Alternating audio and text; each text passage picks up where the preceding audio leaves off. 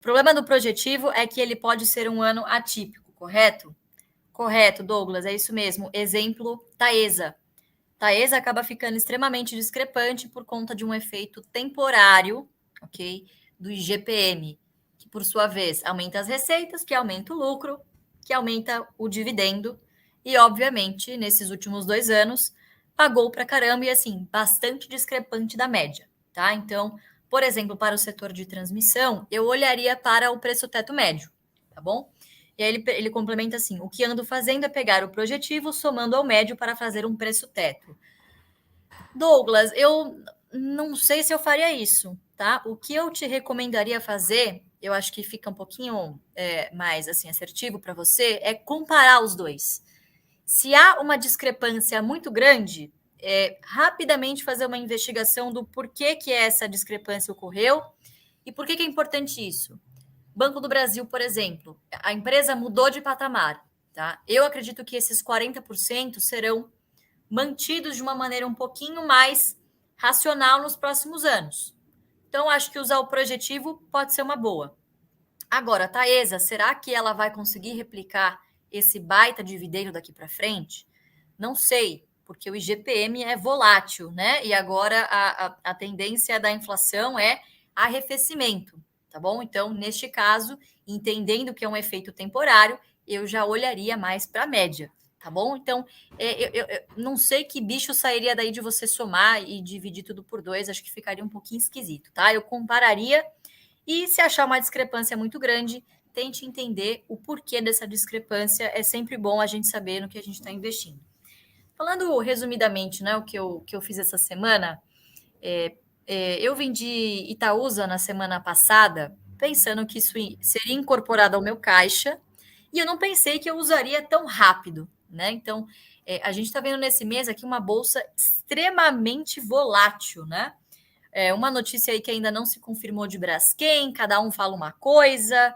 Então, tem uma put lançada lá que depois eu vou postar para vocês no radar, que provavelmente vai virar pó. Então, não tem muito o que falar sobre isso, nada foi confirmado, meramente especulação, né? E Cosan, que, de novo, eu vendi Itaúsa e já praticamente coloquei aí mais Cosan no bolso, né? Lembrando que Cosan, inclusive uma coisa que o Barsi disse, né? Pô, você fez uma excelente troca, você trocou uma holding que investe em chinelinho por uma holding que está investindo agora num setor, como a própria empresa disse, irreplicável, né? Então, a Vale, de fato, é uma empresa irreplicável no mundo, né? Então, qual que foi a estratégia deles? E o que eu acho que assustou um pouquinho o mercado, né? Eu postei no canal Insights a minha percepção sobre isso. Primeiro, qual seria a reação da Vale? A Vale é uma corporation, certo? Eu, como acionista da Vale, ficaria muito feliz em ter uma empresa com o know-how da Cosan em outros segmentos que poderiam complementar este conhecimento dentro da empresa, por exemplo, principalmente logística.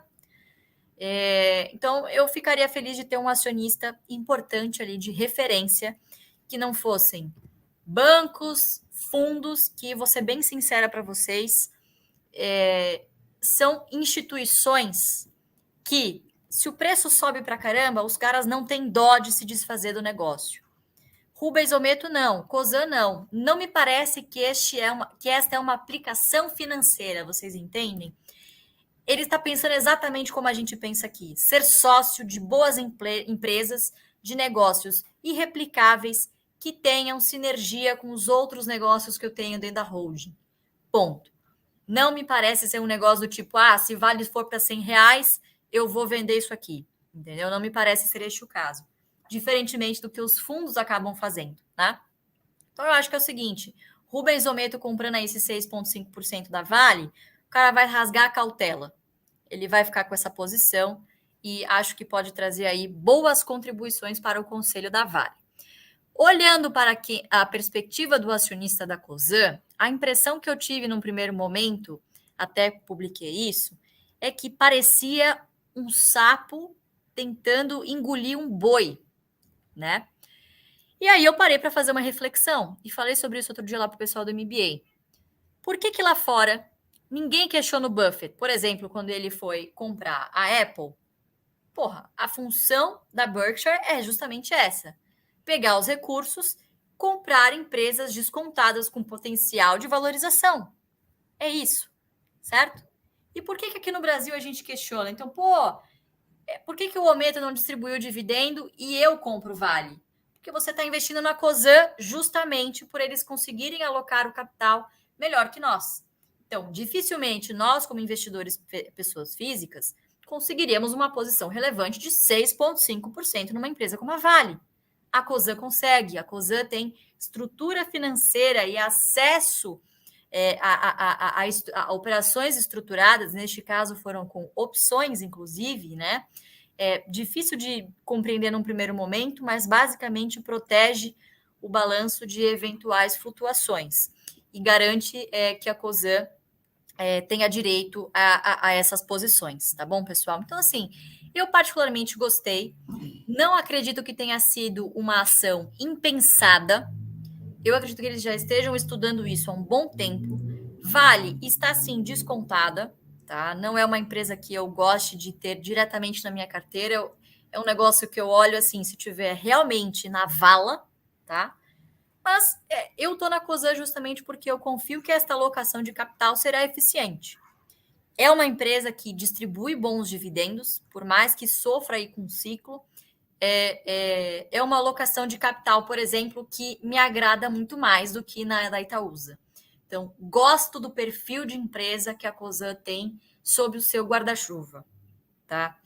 E é basicamente isso. E aí, a Bárbara está perguntando, ela comprou posição no conselho? Não, Bárbara, funciona o seguinte, é por maioria. Então, o acionista que tiver conseguir ali se juntar em blocos e tiver a maioria, vai elegendo ali alguns conselheiros no conselho de administração. A Vale é uma corporation, ok? Então, ninguém tem mais do que 25%, senão é obrigado a comprar todas as ações ao mercado. Isso se chama poison pill. E a Cosan fez uma posição inicialmente de 4,9%, podendo chegar a 6,5%. Isto sim dá direito a alguns assentos no conselho, tá? Tudo vai depender, obviamente, da Assembleia no ano que vem, mas eu não tenho dúvida nenhuma que ela já tem alguns aliados entre os seus acionistas, como, por exemplo, a Mitsui, que é sócia da Cosan na compra da Gaspetro, ok? Então, de novo, não acho que eles fizeram uma ação impensada. Eu acho que isso foi muito bem estudado, estruturado, e em alguns momentos, pessoal, a gente precisa confiar. É uma lição também que eu aprendi com o Barça. Em alguns momentos, você precisa apertar o botão e você vai ter dúvidas, né? Porque, de novo, quando vocês tiverem certeza, o preço já será outro. Então, confiei. Tá bem abaixo do meu preço médio, tá em torno de R$19. Comprei e não acho que seja para tudo isso também. Custar 15, acho que tá bem barato a R$15. Essa é a minha percepção, tá bom? Então, estou super confortável e foi isso que eu fiz nessa semana.